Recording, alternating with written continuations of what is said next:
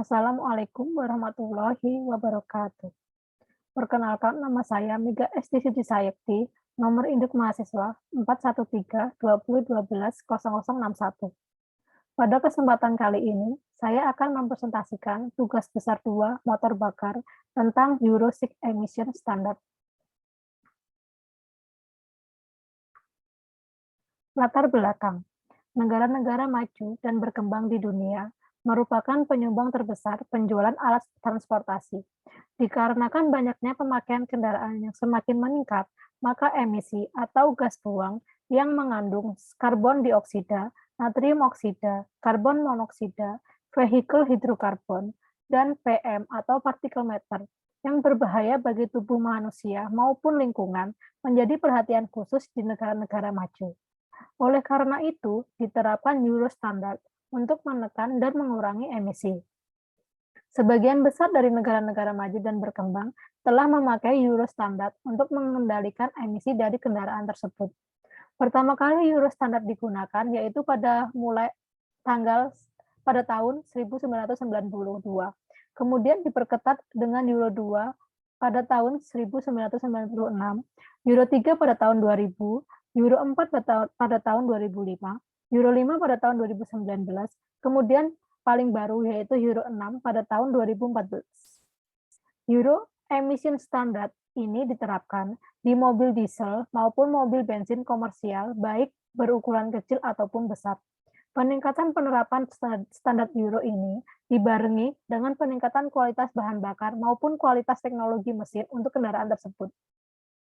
Menurut Society of Motor Manufacturers and Traders, standar emisi Euro memiliki pengaruh signifikan dalam mengurangi emisi.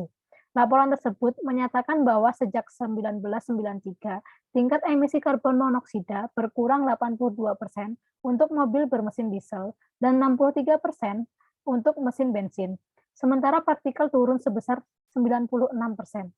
Tercatat pula sejak tahun 2001, emisi nitrogen oksida turun 84% dan hidrokarbon turun 50% dalam mobil bermesin bensin. Euro 6 Emission Standard untuk kendaraan ringan. Berikut ini adalah nilai batas emisi yang diizinkan Euro 6 Emission Standard untuk kendaraan ringan. Dapat dilihat dari foto di presentasi ini bahwa pada Euro 6 untuk hidrokarbon dan natrium oksida mengalami penurunan yaitu dari 0,23 menjadi 0,17. Kemudian natrium oksida dari 0,18 menjadi 0,08 di Euro 6. Hal ini menandakan bahwa pada Euro 6 emission standard ada mengalami kenaikan keketatan untuk nilai emisi hidrokarbon dan natrium oksida. Kemudian pengujian emisi kendaraan untuk kendaraan ringan. Siklus berkendara yang telah ditentukan sebelumnya untuk kendaraan tugas ringan dikenal sebagai New European Driving Cycle atau NEDC. Kemudian Worldwide Harmonized Light Vehicle Task Cycle atau WLTC ditetapkan untuk pengujian persetujuan tipe untuk kendaraan baru yang dimulai sekitar 2017. Pergeseran ke WLTC untuk sertifikasi kendaraan baru akan mengarah pada peningkatan kepatuhan terhadap batas emisi natrium oksida diesel di dunia nyata. Meskipun dengan mengurangi pentingnya start dingin emisi, pergeseran ke WLTC juga dapat mengurangi ketatnya batas emisi bensin. Komisi Eropa juga berencana untuk menerapkan Real Driving Emission, persyaratan yang menambahkan uji jalan ke sertifikasi mesin kendaraan berbasis laboratorium, dengan tujuan mengurangi kesenjangan antara sertifikasi dan emisi dunia nyata. Ini mungkin lebih jauh ke arah peningkatan kepatuhan dunia nyata dengan standar emisi. Kemudian durability dan layanan servis untuk kendaraan ringan. Di dalam Euro 6 mengharuskan produsen untuk memeriksa kesesuaian layanan untuk semua kendaraan yang disertifikasi dengan standar emisi Euro 6 untuk jangka waktu hingga 5 tahun atau 100.000 km. Pengujian daya tahan perangkat pengendalian polusi yang dilakukan untuk persetujuan jenis harus mencakup 160.000 km. Jarak tempuh yang diharapkan dapat dilakukan oleh perangkat ini, yaitu kendaraan ringan. Dengan adanya keketatan Euro 6, maka harus diimbangi dengan peningkatan teknologi yang harus dimiliki oleh kendaraan ringan, yaitu untuk kendaraan bensin tugas ringan. Standar Euro 6 sebagian besar tidak berubah dari Euro 5, dengan pengecualian standar nomor partikel baru untuk kendaraan bensin injeksi langsung atau GDI. Standar yang di Euro 5 hanya diterapkan pada kendaraan diesel. Ketika standar CO terus meningkat, teknologi mesin GDI telah matang dan semakin banyak digunakan. Mesin bensin injeksi langsung menghasilkan emisi partikel yang lebih tinggi daripada mesin bensin injeksi bahan bakar port yang lebih tua.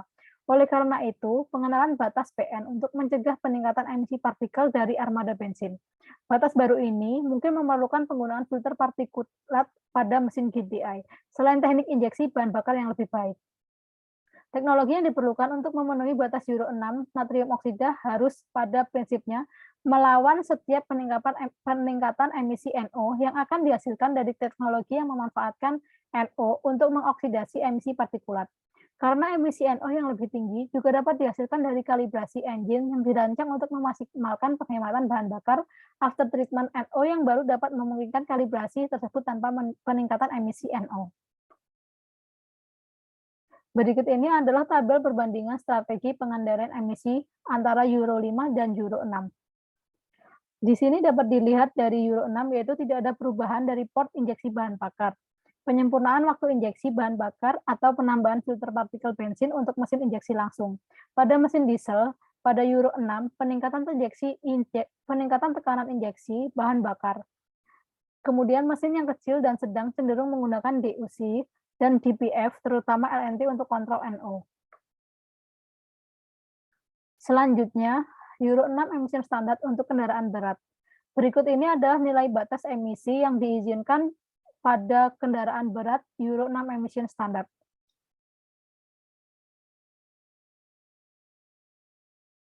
Di sini dapat dilihat pada Euro 5 dan Euro 6.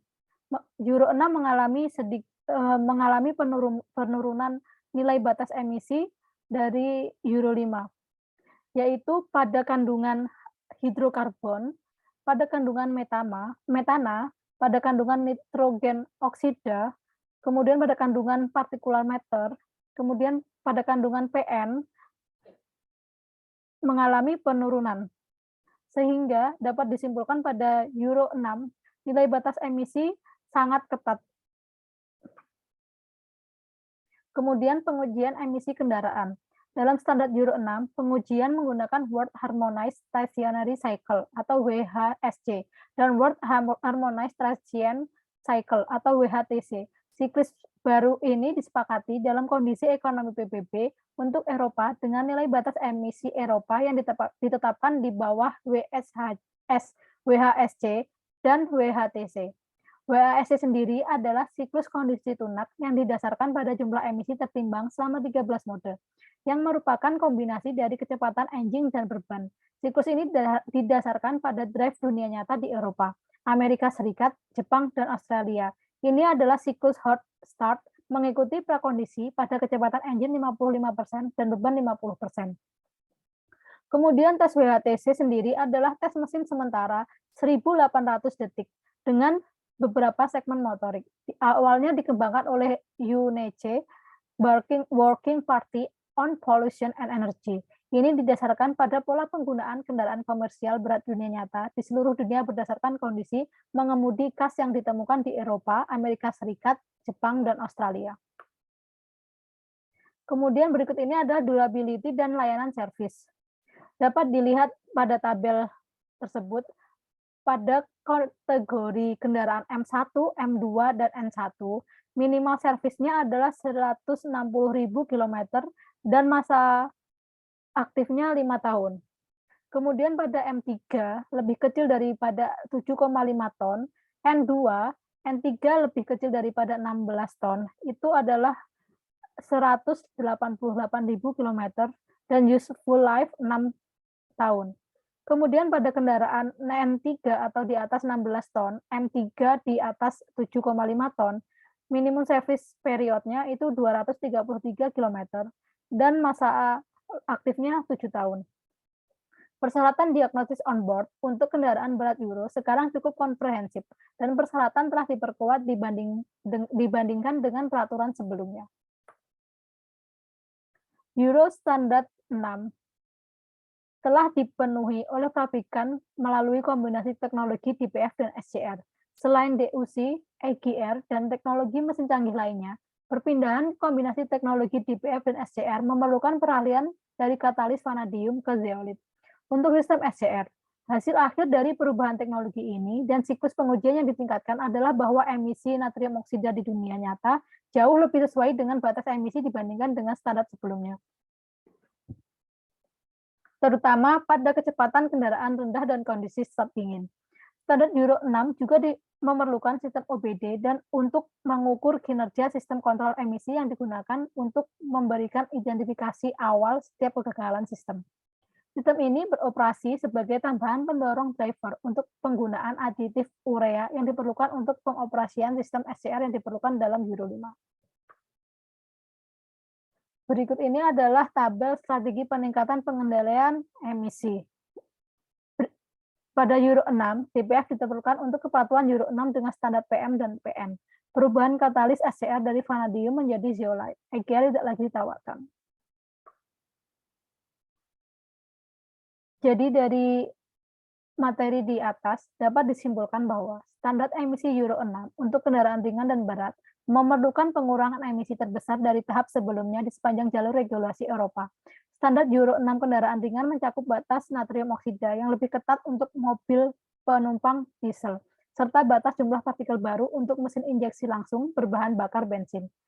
Standar Euro 6 kendaraan berat mengatasi emisi natrium oksida dan partikel meter dunia nyata yang tinggi dari truk diesel dengan perubahan pada prosedur pengujian kendaraan berat yang mendukung siklus transien harmonisasi dunia, batas jumlah partikel baru, dan persyaratan OBD yang lebih kuat. Perubahan dengan Euro 6 ini akan membawa kemajuan lebih lanjut dalam rangkaian lengkap mesin kendaraan dan desain after treatment. Untuk kendaraan berbahan bakar bensin ringan, standar tersebut akan mengarah pada peningkatan waktu injeksi bahan bakar, dan untuk beberapa kendaraan, pemasangan filter partikulat bensin. Mobil penumpang diesel dapat mengharapkan untuk melihat peningkatan tekanan injeksi yang dikombinasikan dengan paket kontrol emisi after treatment, yang mencakup katalis oksidasi diesel, filter partikulat diesel, dan perangkap natrium oksida ramping atau pengurangan katalis selektif. Kendaraan diesel tugas berat dapat berharap untuk beralih dari katalis SCR berbasis vanadium ke zeolit dan menggunakan filter partikulat diesel. Sekian yang dapat kami sampaikan. Apabila ada salah kata, saya mohon maaf yang sebesar-besarnya. Terima kasih. Wassalamualaikum warahmatullahi wabarakatuh.